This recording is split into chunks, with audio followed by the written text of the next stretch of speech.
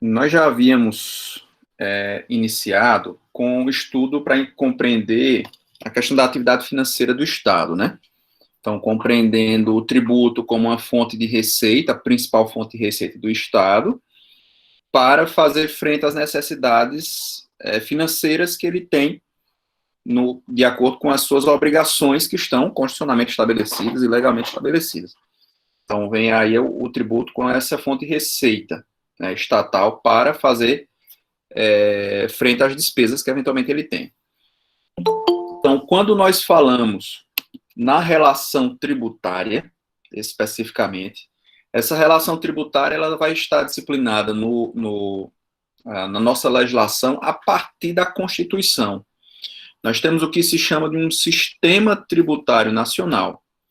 Esse sistema tributário nacional, ele rege, em linhas gerais, a relação jurídico-tributária, ok? O Brasil, ele fez a opção por um sistema encartado na Constituição. Enquanto outros países têm um sistema tributário que ele é eminentemente infraconstitucional, como acontece, por exemplo, nos Estados Unidos, o Brasil optou por um modelo constitucional de sistema tributário, tá? Em que nós vamos identificar um disciplinamento amplo e bastante completo e bem delimitado já no texto constitucional, certo? E aí a gente vai entender um pouco hoje o que é esse sistema. Quando a gente fala de sistema, o que é que está se referindo quando a gente fala em sistema tributário nacional, tá? Veja, o professor Ives Gandra, quando ele trata de sistema, ele diz que a Constituição ele é uma carta de direitos do contribuinte, tá? Então, quando o legislador constituinte ele estabeleceu as regras que estão nesse sistema tributário, ele teve o cuidado de, ao estabelecer as regras da relação tributária, em primeiro lugar, reconhecer e atribuir o poder de tributar, poder de cobrar tributo, e em segundo lugar, mas não necessariamente em segundo plano, garantir direitos ao contribuinte, tá? Contra eventuais excessos que venham a ser cometidos no exercício desse chamado poder tributar ou da chamada competência tributária, tá? No Brasil, como os países assim optaram, estruturaram essas regras tributárias de forma sistemática, certo? Então, é uma forma de um conjunto organizado de partes que estão relacionadas. Isso é sistema. Essa é a ideia de sistema.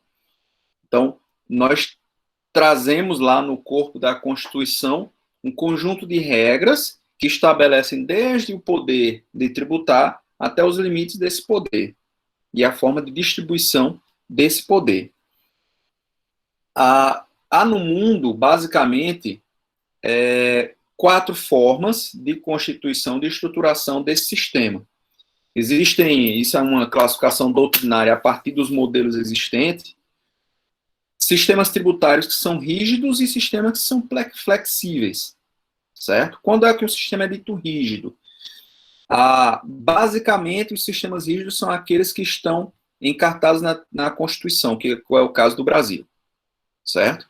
Em que você tem um delineamento das regras tributárias em caráter geral no próprio texto constitucional. Em contrapartida, os sistemas flexíveis é aquele que a Constituição apenas reconhece ao Estado o poder de tributar e os demais regras, os demais elementos desse sistema tributário estão a nível infraconstitucional, tá? Na legislação ordinária. Tá? E por que, por conta disso, torna o sistema mais rígido ou flexível? Porque a possibilidade de alteração das regras constitucionais são mais difíceis, mais, digamos assim, exigem mais requisitos e elementos do que uma norma infraconstitucional. Então, quando você coloca uma regra de um sistema tributário na Constituição, você torna ele mais estável ao longo do tempo, porque não é tão simples você mudar uma regra constitucional como é uma regra infraconstitucional. No flexível, não. Você tem uma norma ordinária que tem um caráter de modificação mais simplificado, com a votação mais simplificada, com um processo legislativo mais simplificado. Em qualquer nação, nós temos essa diferença, certo? Então, a opção do Brasil foi escolher um modelo que fosse mais estável, e para ser mais estável, ele deveria estar encartado lá na Constituição Federal, certo? Isso é o que nós optamos. Diferentemente dos Estados Unidos, que optou por um sistema flexível, como assim acontece também na Itália, certo? Quanto à sua formação, nós podemos classificar os sistemas em sistemas racionais, na medida em que eles são construídos a partir de vamos dizer assim, de um planejamento, são formados a partir de um estudo, um planejamento estratégico para a formação do sistema, e o sistema histórico, que eles são formados a partir de demandas e necessidades, eles são construídos a partir de demandas, certo? O que é que nós temos no nosso modelo brasileiro? Nós temos um modelo que ele foi concebido racionalmente, ao longo dos textos constitucionais, foi passando por melhorias, por modificações, ajustes, mas desde o texto constitucional em que preveu a estrutura do sistema tributário, nós tivemos um sistema racional, em que foi pensado, planejado e encartado no texto constitucional. Até chegar ao modelo que temos hoje na Constituição de 88, porém, o que é que nós tivemos de 88 para cá? De 88 para cá, nós tivemos uma série de enxertos e modificações nesse sistema que, vamos dizer assim, desfiguraram o nosso sistema tributário. O professor Ives, ele tem uma expressão que ele diz assim, que o nosso sistema tributário hoje, ele parece mais uma coxa de retalhos. Já viram uma coxa feita toda de retalhos? Que você não tem um tecido limpo único, mas que tem partes que vão sendo costuradas. Então, o que era antes um sistema único, limpo, concebido, foi retalhado, cheio de remendos, e passou por um processo histórico de desfiguração. E ele foi desfigurado. Tá? Então, nós temos, por exemplo, o artigo 149-A. O que é o artigo 149-A? O artigo 149 é um artigo que foi introduzido no texto constitucional a partir de uma demanda arrecadatória que foi comprometida com base em uma decisão jurisprudencial. Explico. Os municípios cobravam uma taxa de iluminação pública para remunerar o serviço público de taxa, com base no que a Constituição diz, que União, Estados e municípios poderão cobrar impostos, taxas e contribuição de melhoria. E aí, em cima disso, não existia um imposto específico para o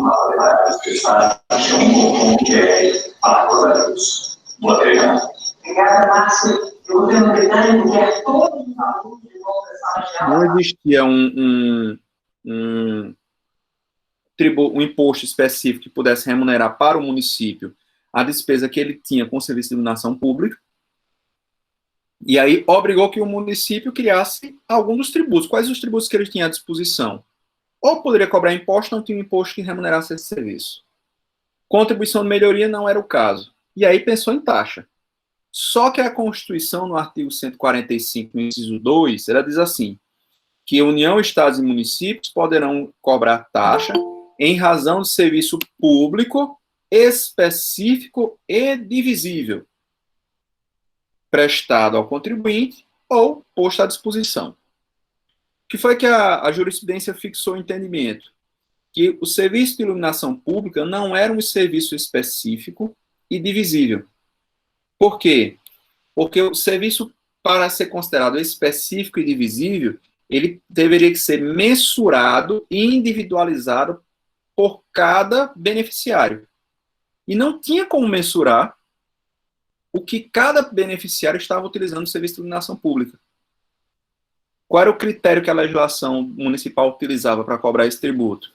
Ele fixava uma regra de que pagava essa contribuição quem tivesse uma propriedade imóvel num raio de 50 metros, 60 metros, ia depender da regra do município, de um ponto de iluminação pública. Então, o que é que acontecia? Se você tivesse um poste com ponto de iluminação pública a 50 metros da sua casa, junto do IPTU ia ser cobrada a taxa de iluminação pública. Certo? Ou então ia ser cobrado junto na conta de energia elétrica. Alguns municípios estabeleceram essa regra, que era já cobrado pela concessionária de energia elétrica, a taxa. E aí o STF decidiu que, olha, não pode, porque como não é divisível, essa regra não é suficiente, porque tem pessoas que se beneficiam da iluminação pública e não tem um ponto de iluminação perto da casa, mas no trajeto à casa, por exemplo, está se utilizando o serviço de iluminação pública. E aí, por falta de cumprimento desse critério constitucional, a taxa foi considerada inconstitucional. E aí, para suprir a necessidade de receita dos municípios, foi alterada a Constituição, através de emenda constitucional, para introduzir no texto constitucional a chamada contribuição de iluminação pública.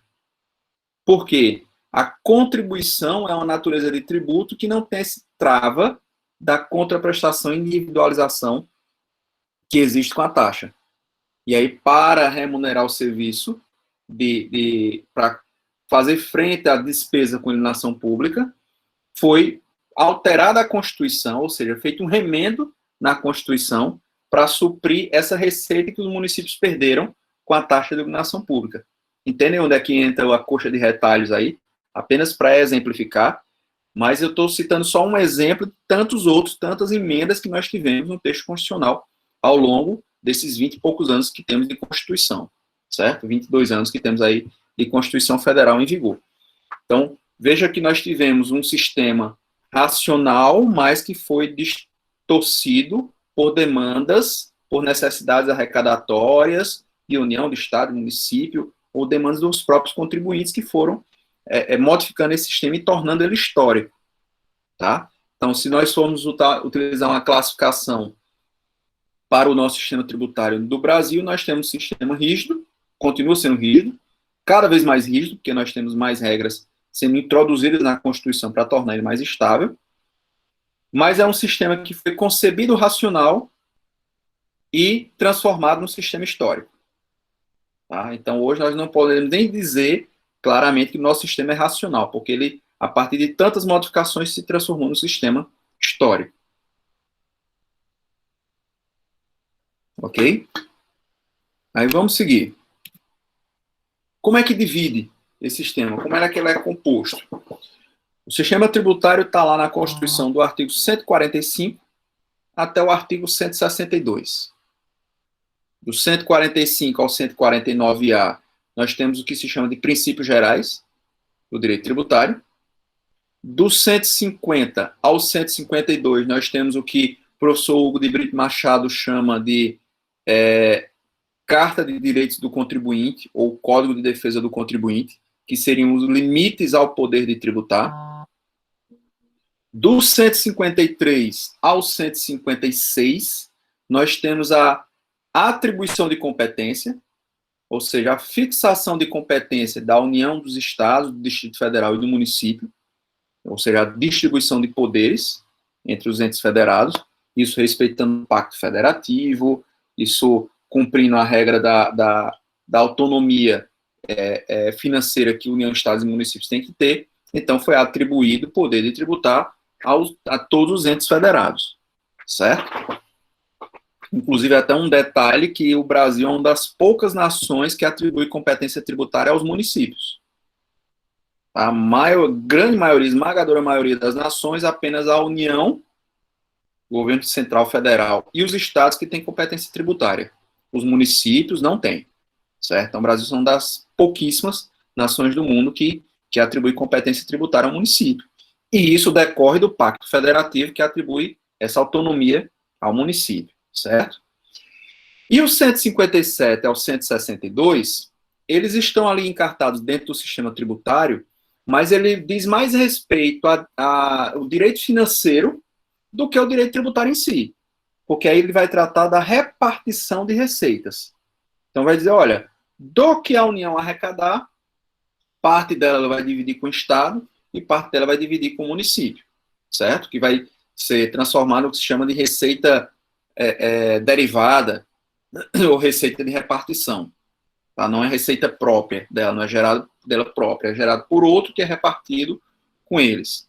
Então, diz mais respeito ao direito financeiro em si do que ao direito tributário, mas está disciplinado ali do artigo 157 até o 162. Ou seja, nós temos um sistema tributário que vai do 145 ao 162, mas existem outras normas tributárias espalhadas no texto constitucional, que nós vamos ver ao longo dessa unidade.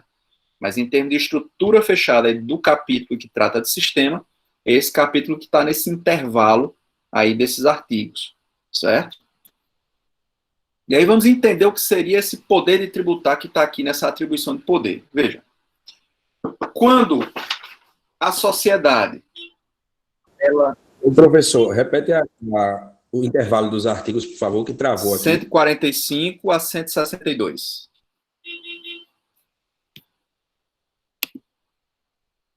Vou colocar até no chat aqui, que é bom que fique registrado. Obrigado, professor. Nada.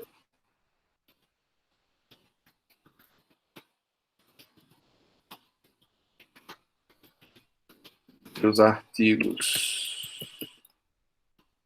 145 e 162 da Constituição Federal de 88.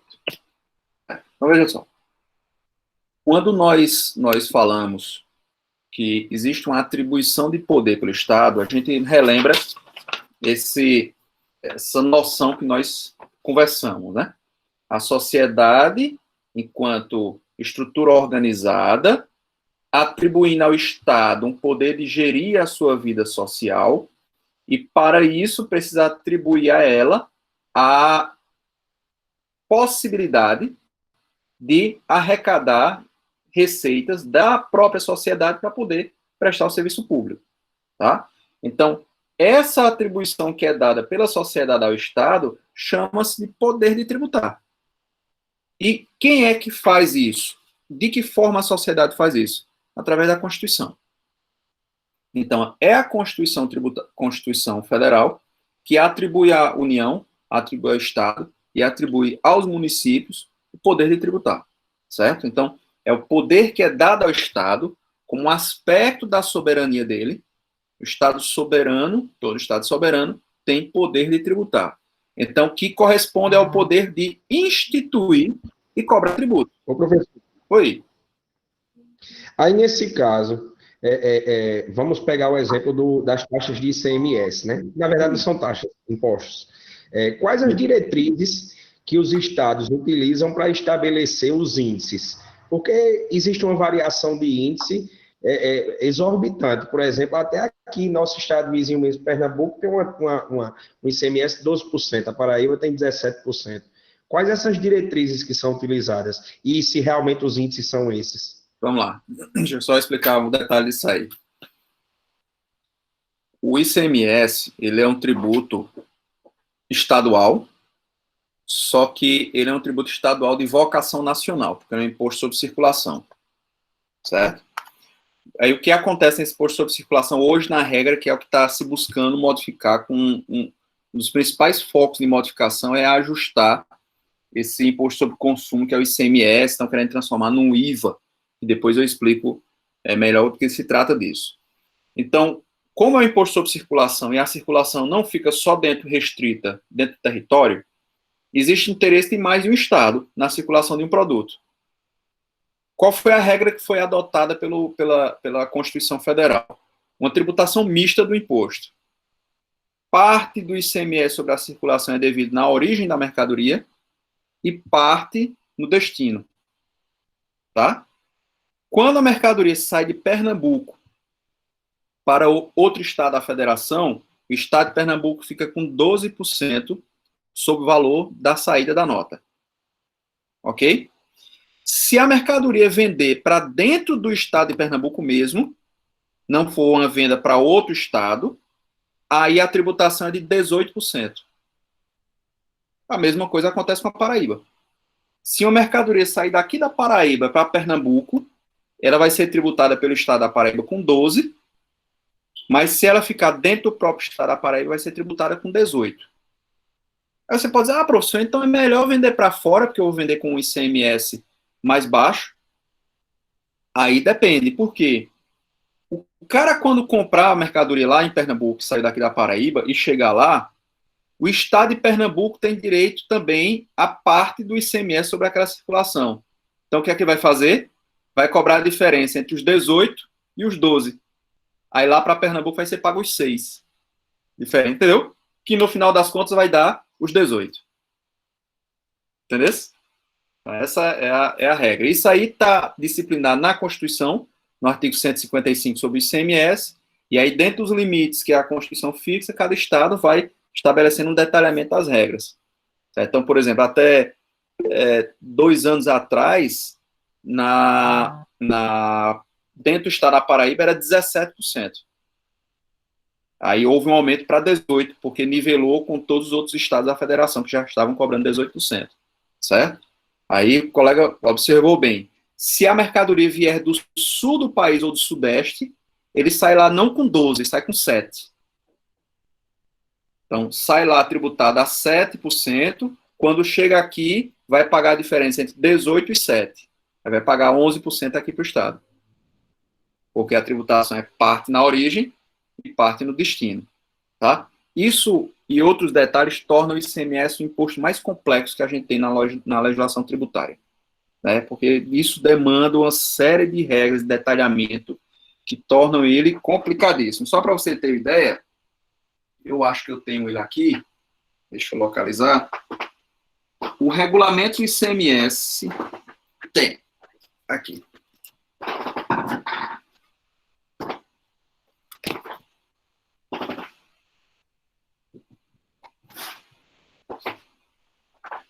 Vocês estão vendo aqui? Esse aqui é o regulamento ICMS do Estado.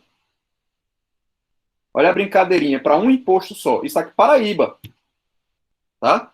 E esse é o regulamento de 2001 que eu tenho aqui guardado. O de 2000, o mais recente, 2018, que não tem mais versão impressa, é em PDF, deve ter aumentado para isso aqui, assim. Para regular um imposto. Tu imagina uma empresa que atua em 3, 4 estados. Tem que conhecer a legislação individualizada de cada um desses estados. A pessoa trabalheira, que é. Então, uma das propostas da reforma é simplificar isso aqui. Porque isso aqui é só para um tributo. Só para um tributo. Né? Então, é uma dificuldade, não é à toa que os estudos mostram que o brasileiro gasta mais de 2.000 horas, 2.000 horas para cumprir as suas obrigações tributárias. Enquanto a média dos países da OCDE é de 150 horas. É uma diferença brutal, né? Mas é o que está se buscando com a reforma tributária, é simplificar isso. Vamos buscar simplificar esse tipo de situação. Então, veja. O que é que coube à Constituição? A Constituição coube atribuir esse poder de tributar. Reconhecer ao Estado o poder de cobrar tributos, aos municípios e ao governo federal. Certo? Então, ela faz essa distribuição de competência. Então, você olha para a Constituição e observa que ela diz: compete ao Poder Executivo isso, compete ao Poder Legislativo isso, compete ao Poder Judiciário isso, compete ao Ministério Público isso lá. Então, a Constituição, até por natureza, ela tem essa estrutura de um feixe de competência, né? Ela sai distribuindo competência para todo mundo, dizendo quem tem competência, quem são os poderes e quais são as competências que ele tem. E assim aconteceu na questão do poder de tributar, que também pode ser denominado de competência tributária. Quando nós falamos em poder de tributar, estamos, na verdade, falando em atribuição de competência para cobrar tributo. Ok? Então, o que é que isso significa já de antemão? Que a Constituição Federal ela não cria tributo nenhum. Não é a Constituição Federal que cria. A Constituição apenas reconhece o poder de tributar e atribui esse poder tributar a cada um dos entes federados. A partir daí, cada um vai, dentro da sua competência, cobrar os seus tributos através da lei própria. Então, existem as leis federais cobrando os tributos federais, as leis estaduais criando e regulando os tributos estaduais, como esse que eu mostrei para você do ICMS na Paraíba. Existem as leis municipais instituindo e regulamentando os tributos municipais. certo? Então, é a lei municipal, é a lei estadual, a lei federal que vai exercer a competência instituindo o tributo. Tá? A Constituição apenas fixa as competências, mas o exercício dela é feito através de lei, que nós vamos ver isso quando formos estudar os princípios, com um pouco mais de detalhe acerca disso. E aí, a partir daí, a gente chama atenção para duas diferenças conceituais aqui. O que se chama de competência tributária e capacidade tributária. A competência é o poder de criar o tributo e assim poder cobrar. A capacidade tributária é aquela capacidade que é atribuída, que pode ser atribuída pela Constituição ou por uma lei infraconstitucional, para fiscalizar o cumprimento da obrigação de pagar tributo. Tá? Então, entenda a grosso modo. União, Estado, município, Distrito Federal tem competência tributária. E tem competência tributária e tem capacidade tributária, porque a capacidade é inerente à própria competência. Ok? Se a União disser assim, eu não quero mais cobrar imposto de renda, dá muito trabalho. Estado, toma que o imposto de renda é seu. Não pode fazer isso. Tá? Só pode fazer isso através de uma modificação no sistema tributário. Ela não pode, por lei, por exemplo, federal, transferir essa competência para estados ou para municípios. Pode dizer assim, esse tributo continua sendo federal, mas vamos fazer o seguinte, vamos fazer um acordo, você fiscaliza, você cobra, e eu distribuo com você uma parte maior da arrecadação. Foi feito recentemente com o ITR. O ITR, que é um tributo federal, da competência da União, e aí por isso que chama de tributo federal, foi feita uma redistribuição da receita dele. Ele continuou sendo federal, mas a possibilidade do município fazer um acordo com a União, através de um termo de cooperação técnica assinado com a Receita Federal, para o município fiscalizar e cobrar o ITR do jeito que ele já fiscaliza e cobra o IPTU. Se ele fizer isso, ele vai ficar com 100% da receita do que ele arrecadar de ITR. Se ele não fizer nada, deixar a União fazendo trabalho de cobrança e fiscalização, a Constituição já diz lá no artigo 157 ao 162 que o município tem direito a metade do ITR arrecadado. Então, a União tem todo o trabalho, mas metade do ITR arrecadado vai para o município onde ele está inserido. Então, vamos dizer que tem uma propriedade rural aqui, dentro da área do município de Campina Grande, com mais de 100 hectares, que abaixo de 100 hectares é imune, existe uma imunidade. A gente vai voltar a explicar o que seria essa imunidade. E a União cobra. Cobra, recebe, de tudo que recebe, metade ele tem que mandar para o município. Certo? Aí o que é que foi que a União fez o cálculo? A gente está tendo muito trabalho para dividir ainda com o município e a receita do ITR no bolo da Receita Geral Federal é inexpressivo. Então, é muito mais vantagem para a União transferir para os municípios o que se chama de capacidade tributária, ou seja, a atribuição de fiscalização e cobrança, e dizer, olha, tu fiscaliza, tu cobra, e você já fica com o que receber. Então, para ele, vale até a pena dizer assim, eu abro mão do imposto, desde que você assuma a obrigação de fiscalizar e cobrar. E assim foi feito. Tá? Então, basta os municípios fazerem convênio com a Receita Federal e poderão passar a ter a totalidade da receita do ITR se fizer a fiscalização e cobrança. Ou seja, exercer o que se chama de capacidade tributária. Tá? Então, se a gente fosse diferenciar, e aí vocês podem anotar da seguinte forma: a competência, ela diz respeito ao poder de criar,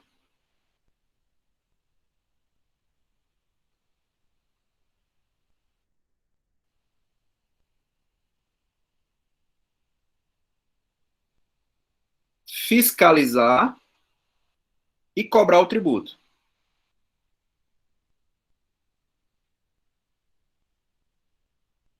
A capacidade diz respeito às atribuições de fiscalizar e cobrar.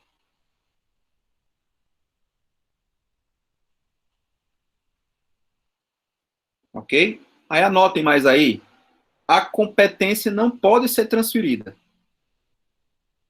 Ou seja, ela é indelegável, intransferível. A competência tributária ativa, ela é intransferível. Já a capacidade, ela pode ser transferida para outra pessoa jurídica de direito público.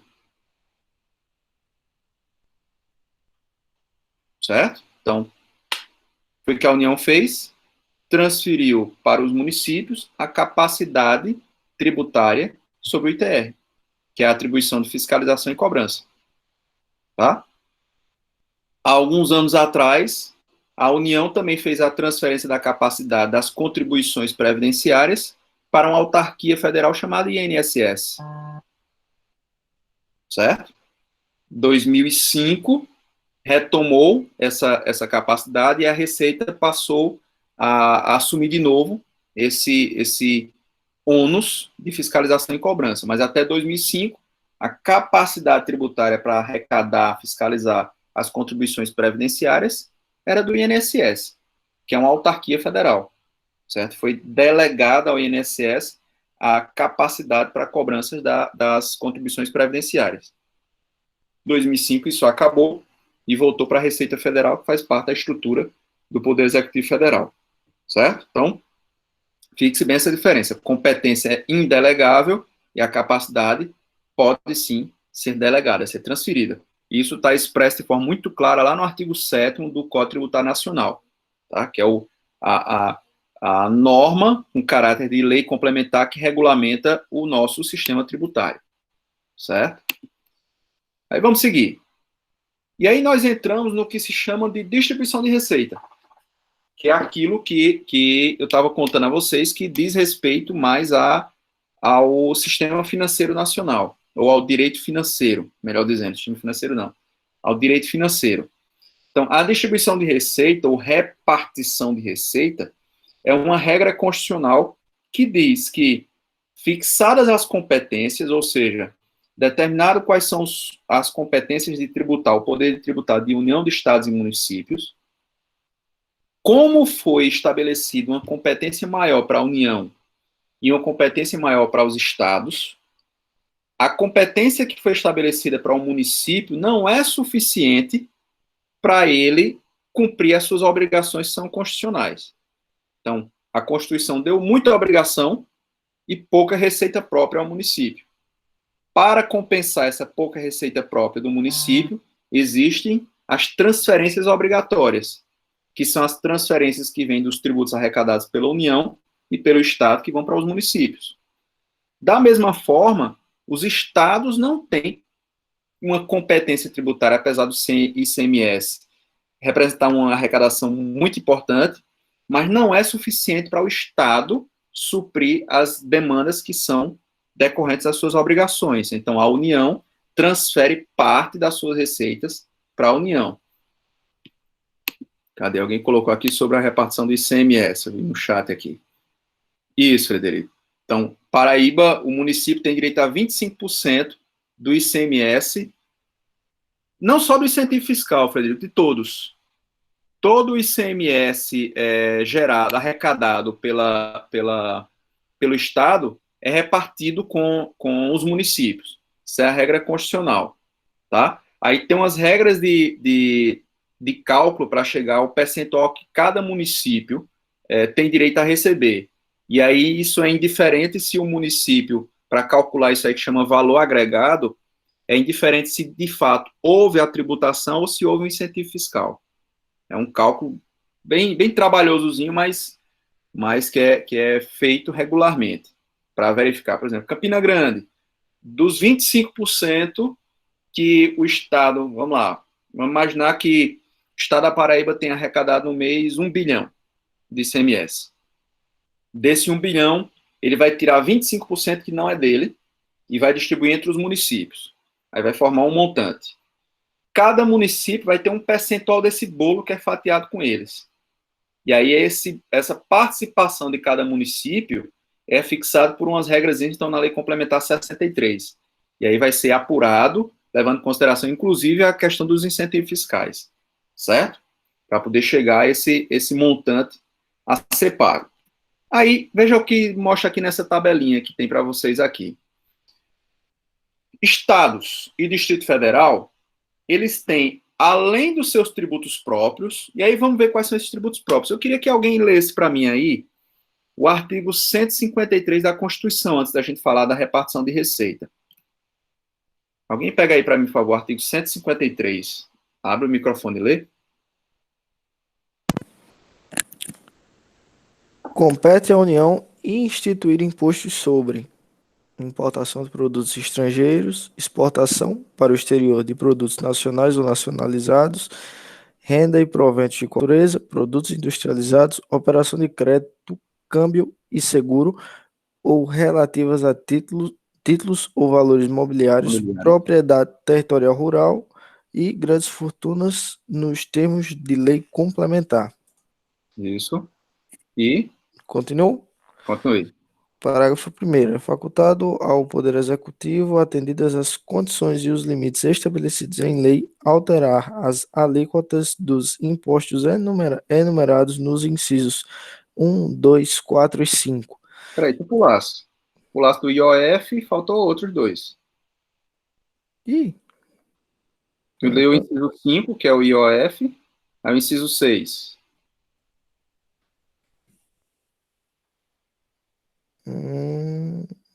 Eu vou mandar o textinho que eu peguei aqui no site do Senado.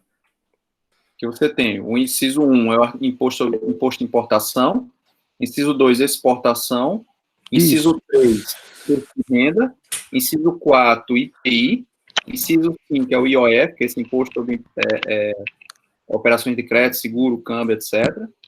Inciso 6 é o imposto territorial rural, e inciso 7 é o imposto sobre grandes fortunas. Isso.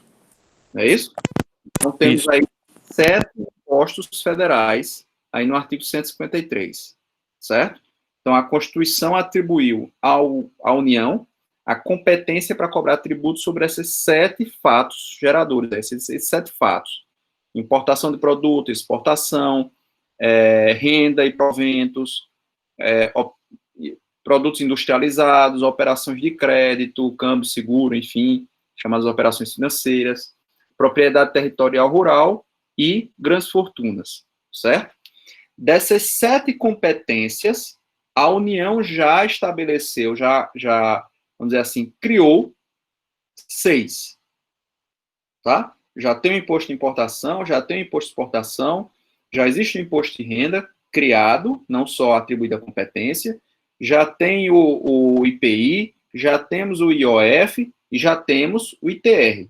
O único dos 7 que não existe é o imposto sobre grandes fortunas. Certo? Lani, falar alguma coisa? Não, isso, que é sobre as grandes fortunas, que é inclusive o que é muito solicitado, né, que seja feito. Porque, existe um clamor social aí para criar esse imposto, né? Mas é bem discutível a validade e a viabilidade desse imposto. A gente vai discutir mais adiante, porque... Sim, a pergunta. É viável, na sua opinião profissional? Não. Obrigado. Não é viável por 2 motivos, Gabriel. Assim, sendo bem sucinto, para não entrar muito no mérito da discussão.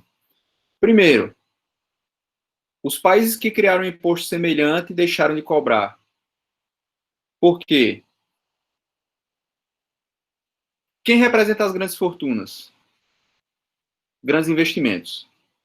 Então, se você vai para um país investir, sabe, se você investir muito, vai ser taxado a mais, qual é o estímulo que você tem de ir para aquele país?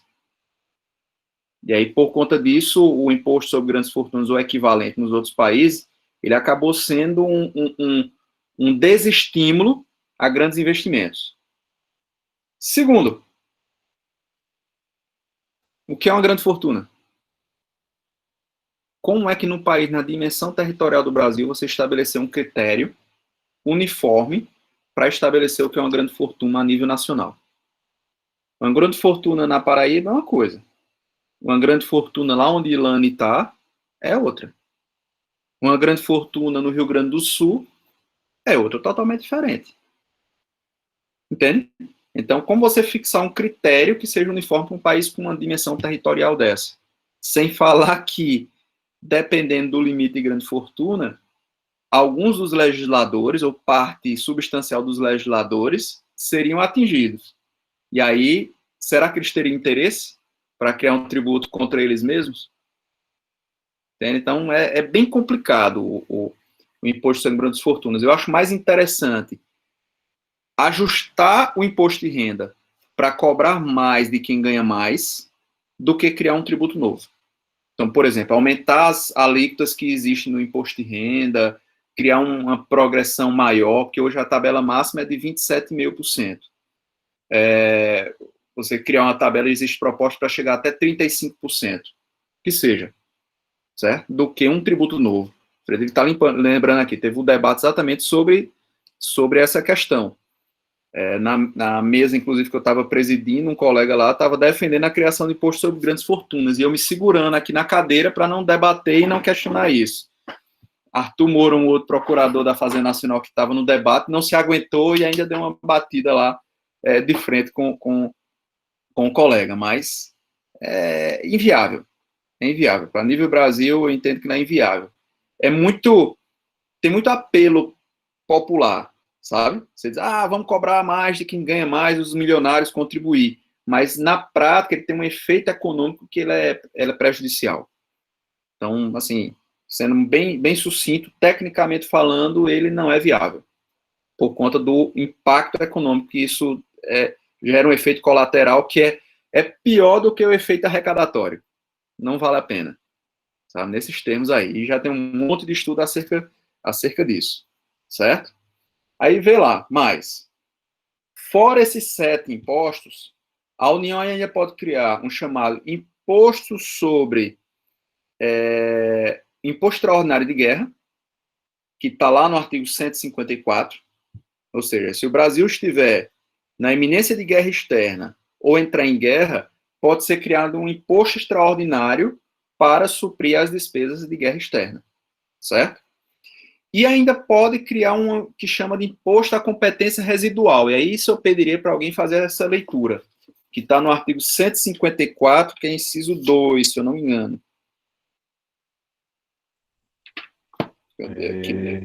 Artigo 154. A União poderá instituir. Não, é inciso 1. Inciso 1? Isso. Mediante lei complementar, impostos não previstos no artigo anterior, desde que sejam não cumulativos e não tenham fato gerador ou base de cálculo próprio dos discriminados na Constituição. Pronto, segura aí. O que é que ele está dizendo aí? Em outras palavras, ele está dizendo assim, olha, você pode criar a união, imposto de renda, importação, exportação, IPI, IOF, ITR, IGF, pai, tira lá 7 impostos. Aí deu para os estados mais 3 impostos, que a gente vai ler daqui a pouco. E para os municípios atribuiu a competência de cobrar mais outros 3 impostos. E aí eles pararam assim, e a conversa foi mais ou menos essa. Eu conversando com um professor meu que participou da Constituinte como assessoria técnica, e aí eles pararam e pensaram, tem mais alguma coisa que a gente pode criar aqui de imposto? Aí pensaram para lá, matutaram, tentaram ver uma possibilidade, aí quando pensava, sempre dava conflito com outro existente. Aí um disse, não tem, pelo menos agora a gente não vê nada. Mas para não deixar uma regra fechada, vamos criar uma regra em que a União possa criar outros que, porventura, suja a ideia aí mais adiante. E aí fez isso. Fixou a ideia dizendo, olha, a União poderá instituir outros impostos, além desses 7, Desde que, aí vamos fixar os queires, os requisitos. Primeiro, tem que ser por lei complementar. Por que lei complementar? Porque é um tributo novo, é um tributo que não estava previsto na Constituição, e aí requer um quórum qualificado para sua aprovação. Tá? Segundo, tem que respeitar a regra da não cumulatividade. Para quê? Para que ele não seja um imposto em cascata, que vá em cada etapa da cadeia produtivo, incorporando e inchando o preço final do produto. Certo? Terceiro, não pode ter a mesma base de cálculo, nem o mesmo fato gerador dos impostos existentes. Porque senão vai ser um clone do imposto que já existe lá. Então tem que ter o fato imponível, a razão de ser dele tem que ser diferente, e a base utilizada para o cálculo tem que ser diferente. Certo? Foi com base nesse dispositivo aqui que, alguns anos atrás, foi instituído um imposto chamado IPMF, que era Imposto Provisório sobre Movimentação Financeira. Tá? Só que, quando esse imposto foi criado, com base nesse dispositivo aqui da competência residual, alguém questionou, opa, peraí, qual é a base de cálculo desse imposto aí? Movimentação financeira. Tá, mas movimentação financeira já é tributada pelo imposto de renda. E o artigo 154 diz que não pode ter a mesma base de cálculo do imposto existente, já existe imposto de renda que tributa a movimentação financeira. Certo? Aí o STF julgou que o IPMF ele era inconstitucional porque não respeitava a regra do artigo 154.1. Aí o governo federal foi lá e, para compensar o IPMF, criou a CPMF, Contribuição Provisória sobre Movimentação Financeira. Porque para a contribuição não tinha a mesma trava. A contribuição não obedecia a mesma regra que tinha do 154, tinha liberdade.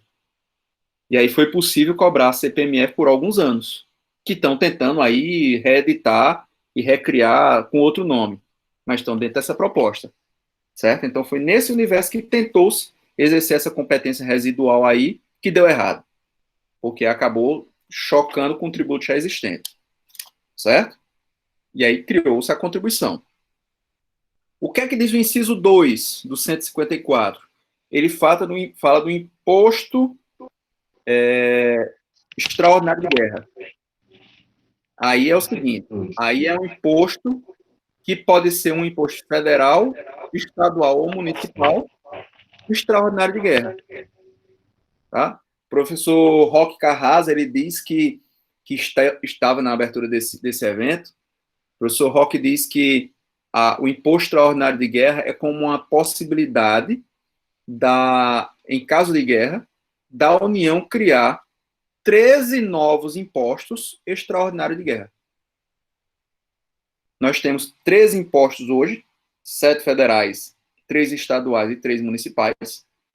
Mas se a União quiser, em caso de guerra, pode reeditar esses impostos e chamar Imposto de Renda Extraordinário de Guerra. Então ele cobra o imposto de renda normal, mais um extraordinário de guerra. Aí o legislador constituinte diz assim, um imposto compreendido ou não na sua competência tributária. Ou seja, em caso de guerra, a União poderia criar um ICMS federal extraordinário de guerra. Então, nós pagaremos o ICMS para o Estado, mais o ICMS federal extraordinário de guerra. Então, ele poderia escolher qualquer dos impostos e criá-lo federal extraordinário de guerra. Tá? Torçam para a gente não entrar em guerra. Porque teria mais essa possibilidade aí de aumento de carga, porque tem despesa a ser suprida em caso de guerra, né? E aí o que o legislador estabeleceu foi uma possibilidade de nova receita para nova despesa. Ok? Aí segue mais lá, o artigo 148. Alguém lê para mim o artigo 148?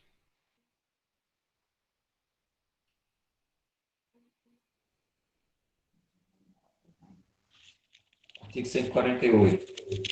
A União, mediante lei complementar, poderá instituir empréstimos compulsórios. Segura aí, Rogério. Quem é que pode instituir empréstimo compulsório? União. A União. Então, é um tributo federal, certo? Nem estados podem, nem municípios podem, só a União, ok? Então, é um tributo da competência da União. Em que casos pode instituir? Aí vai lá no inciso 1. Inciso 1. Para atender às despesas extraordinárias decorrentes de calamidade pública, de guerra externa ou sua iminência. Opa, pergunto a vocês, a União atualmente poderia instituir um empréstimo compulsório? Atualmente é iminência de guerra. Por quê? Estamos em guerra? Não. E com base em que poderia criar esse empréstimo compulsório? Na pandemia. Na pandemia, professor? Foi decretado estado de calamidade pública em razão da pandemia. Então, em razão da pandemia, se a União quiser, poderia instituir empréstimo compulsório com base no inciso 1. Certo? Não, existem 2 projetos de lei em tramitação, mas a União parece que não tem interesse de dar sequência. Vai preferir, a princípio, fazer um endividamento público, mas existe uma permissão constitucional para isso. Certo? Então, haveria a possibilidade de um empréstimo compulsório em razão da calamidade pública. Ok? Inciso 2. No caso de investimento público de caráter urgente e de relevante interesse nacional, observado o disposto no artigo 150, inciso 3º-B. Sarney criou um no governo dele e Fernando Collor criou outro no governo dele também. Um era sobre a aquisição de carros novos e outro foi sobre combustível, com base nesse inciso 2. Eu não lembro qual era a motivação na época do imposto de Sarney. Eu acho que era para melhorar, era para melhorar a malha rodoviária, para um investimento de relevante interesse nacional para a malha rodoviária, para melhorar as rodovias federais. E na época de Collor foi para melhorar os portos. Era um empréstimo compulsório com a destinação de investir nos portos. Então, a justificativa era um investimento público de relevante interesse nacional. A urgência foi questionada, mas conseguiu se justificar pela necessidade do Brasil entrar no cenário internacional com a concorrência de mercadorias, enfim, na abertura de portos. Então, tivemos desses 2 episódios em que foi instituído esse empréstimo aí, aqui no Brasil, certo? Então, com esses dois fundamentos que estão aqui disciplinados. Então, esses são os tributos federais, tá? Aí alguém lê para mim lá o artigo 155.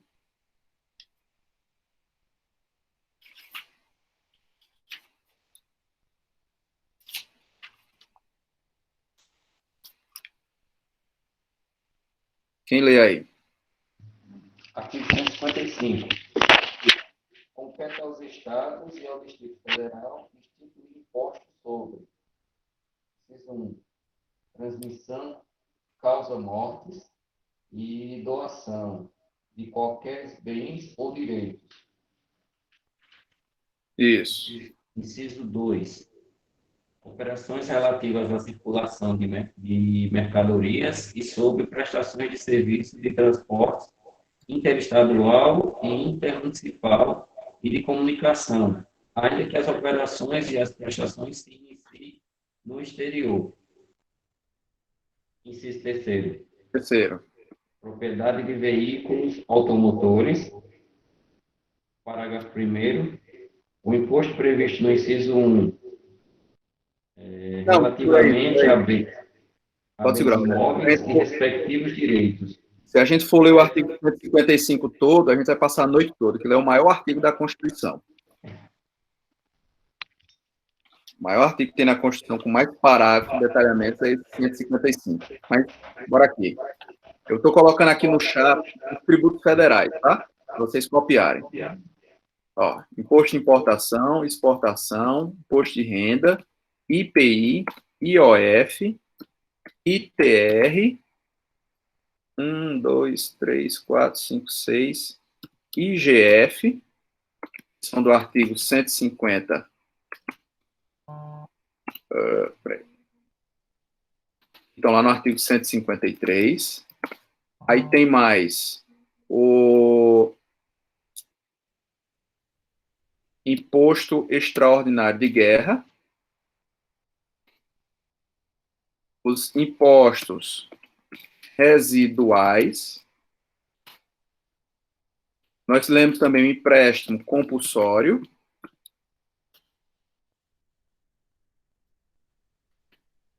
E só, não foi federal? Os 7 do artigo 153. Imposto Professor, do 154. Oi. o IGPM e o INCC competem a nível nacional, União, ou não? IGPM são índices de atualização que medem algum tipo de inflação, né? Com base em algum produto. Não são impostos. Eles são índices inflacionários. São índices corretivos, no caso, de correção, De, né? de correção da moeda. Certo, Perfeito. tudo bem. Artigo 148. Pronto. Então, esses aqui são os tributos exclusivamente federais. Certo? Coloquei aí no chat.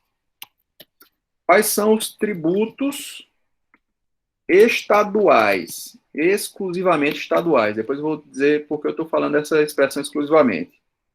Rogério leu aí para mim. Imposto de transmissão, causa, morte e doação. ICMS e TVA. É isso?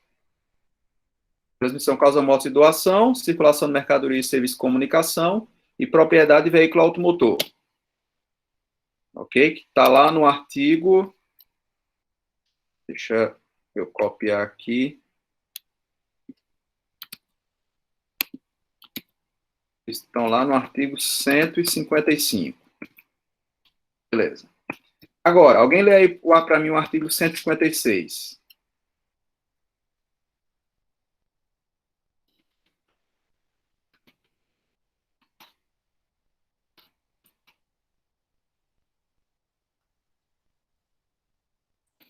Dos impostos dos municípios. Isso. Artigo 156. Compete aos municípios instituir imposto sobre, inciso 1, propriedade predial e territorial urbana, inciso 2, transmissão intervivos a qualquer título, por ato oneroso de bens imóveis, por natureza ou acessão física, e de direitos reais sobre imóveis, exceto os de garantia, bem como a cessão de direitos da sua aquisição. Inciso 3º, serviços de qualquer natureza, não compreendidos no artigo 155, inciso 2º, definidos em lei complementar. Inciso 4, revogado. Parágrafo 1º. Não, pode segurar aí. A progressividade no tempo... Pode segurar aí, Rogério. Pronto, vamos lá. Então, vou lá. Federais, coloquei lá eles. Os 3. Aí os municipais. IPTU, ITBI e ISS. Foram esses leis os 3 que foram lidos aí. Imposto sobre propriedade territorial urbana, imposto de transmissão intervivos de bens imóveis, porque se a transmissão for gratuita, é de competência do Estado. Se for uma competência causa mortes, é da competência do Estado. Se for uma transferência entre vivos e onerosa, aí quem cobra é o município. Certo? Compra e venda, paga o ITBI ao município. Doação, paga o ITCD ao Estado. Ok? Compra e venda, transferência entre vivos, permuta, o que seja, paga ao município. Transferência em razão de herança, paga o imposto de transferência causa-morte ao Estado. Tá? Dependendo do que originou a transferência de propriedade, muda a competência tributária.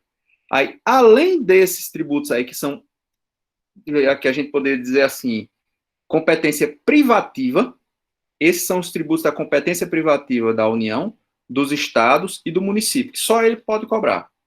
Aí nós temos os tributos da competência comum, que aí está lá no artigo 145, inciso 2 e 3. Quem lê aí para mim? Artigo 145, inciso 2 e 3. Impostos Só um segundo. Impostos, né? O inciso primeiro. Inciso Não. segundo, taxas em razão do exercício do poder de polícia ou pela utilização efetiva ou potencial de serviços públicos específicos e divisíveis, prestados ao contribuinte ou postos à sua disposição. Uhum. Vamos lá. Ó, lê de novo para mim, Lani, o artigo 145, desde o começo, desde o caput. Artigo 145. A União, os Estados, o Distrito Federal e os municípios poderão instituir os seguintes tributos. Inciso 1º, impostos. Segura aí. Olha como diz o caput. Ele diz que a União, Estados e municípios poderão instituir os seguintes tributos. Aí ele fala genericamente impostos, não diz quais são. Quem vai dizer quais são é o artigo 153, 155, 156 e 154. Aí diz quais são os impostos federais, os estaduais e os municipais, certo? Aí ele diz que a União, Estado e Municípios, no inciso 2, pode cobrar o quê, Lani, que tu leu? No inciso 2? Taxas em razão do exercício do poder de polícia ou pela utilização efetiva ou potencial de serviços públicos específicos e divisíveis, prestado ao contribuinte ou postos à sua disposição. Ou seja, está dizendo aqui que pode haver uma taxa federal, uma taxa estadual, uma taxa municipal.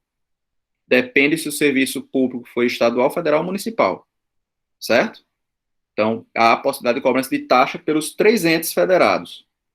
Que é isso que a gente chama que é um tributo à competência comum. Tá? Inciso 3. Inciso 3. Contribuição de melhoria decorrente de obras públicas. Pronto. Pode haver uma obra pública federal, uma obra pública estadual e uma municipal. Se essa obra pública resultar em uma melhoria com uma valorização da propriedade particular, pode ser cobrada uma contribuição de melhoria do particular, certo? E aí vai ser uma contribuição federal se a obra for federal, uma contribuição estadual se a obra for estadual, e uma contribuição municipal se a obra for municipal, certo? Então, são exemplos de tributos também de competência comum, porque os 3 entes federados podem cobrar esse tipo de tributo, tá? Tanto a taxa como a contribuição. E o artigo 149 vai falar das contribuições sociais, e o 195 também, certo?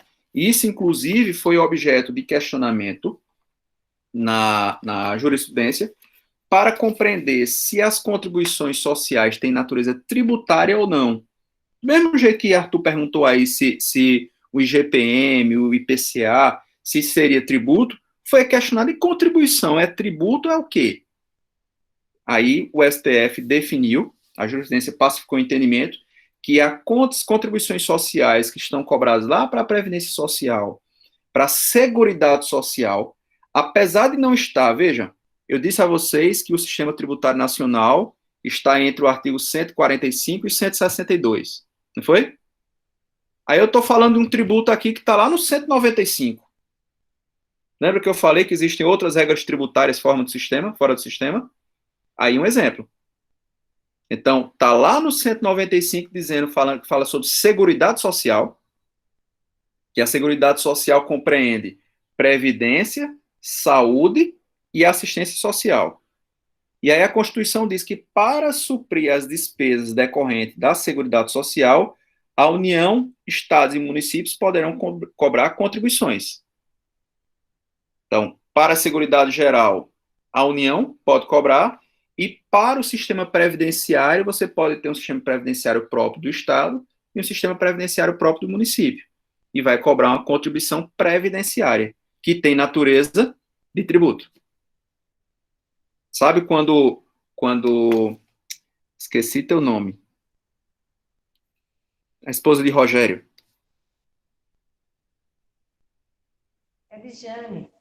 Erijane. Sabe quando você tem descontado no seu contra-cheque lá a previdência do PBPrev? É um tributo. Aí é um bocado de dinheiro, viu? Aumentou para 14% no Estado também? Como, Aumentou professor? para 14% no estado a contribuição previdenciária. Pois é, aqui no município também era 11 e aumentou para 14. É um tributo que é cobrado para suprir a previdência social, no caso dela, do estado, no meu caso, do município, para quem é servidor federal, do regime próprio de previdência, ou para quem não é servidor federal, do regime geral de previdência, que é aquele que está lá no INSS. Tá? Então, é um tributo. Tá? Então, apesar de estar fora do sistema tributário, lá no artigo 195 tem natureza tributária. Certo? Os previdenciários, União, Estado e município podem cobrar. Ok? E aí, nesse meio de campo aí, aparece o 149A, que a gente falou agora há pouco, que é uma contribuição municipal para custear o serviço de iluminação pública, que, na verdade, ele não deve, ele é tão esdrúxulo, que entra naquela discussão do que eu falei da coxa de retalho, que ele é um tributo que só quem pode cobrar é o município. Então, o tributo é a competência privativa do município. É contribuição social? Há quem diga que não teria natureza de contribuição social.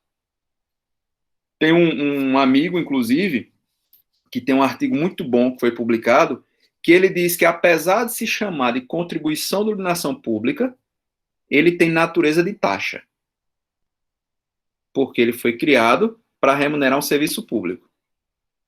Se tem natureza de taxa, apesar de se chamar contribuição, é uma taxa. Aí o nó no juízo. Se é taxa, tem que seguir a regra do 145.2, que diz que teria que ser específico e divisível. E o STF já disse que iluminação pública não tem como ser dividido. Então, ele defende que o artigo 149A é inconstitucional, porque afronta o artigo 145.2. Uma outra discussão mais profunda, que ainda não foi enfrentado pelo STF, sobre a constitucionalidade ou não, de forma definitiva, desse artigo 149A, ok? Mas é uma discussão que é posta acerca disso. Então, aqui veja que eu trouxe para vocês a distribuição de competência. Todas as competências tributárias, privativas da União, privativas dos estados, privativas dos municípios e as chamadas competências comuns, que tanto União como estados e municípios poderão assim instituir. Ok? Deu para entender essa distribuição de competência entre os entes federados? Essa é a visão. E aí, o que é que eu preferi fazer isso? Preferi mostrar para vocês quais são todos esses tributos, quais são todas essas competências, para na próxima aula a gente entender essa distribuição de receita. Porque se eu fosse adiantar entrando com a distribuição de receita, quando eu falasse no imposto, vocês não iam saber do que eu estava falando. Que eu não ia saber de quem compete cobrar aquele tributo. Por isso que é importante a gente parar aqui para entender o que compete a cada ente federado cobrar, criar, melhor dizendo, e cobrar, para depois entender o que é que ele tem que dividir com os outros, que é a parte de distribuição de receita. Ok? Dúvidas até aqui? Dúvidas por hoje? Tranquilo? Então, hoje vamos pausar por aqui. Coloque o nome de vocês aí no chat, e aí a gente se encontra na próxima aula, que é conhecido como amanhã, né?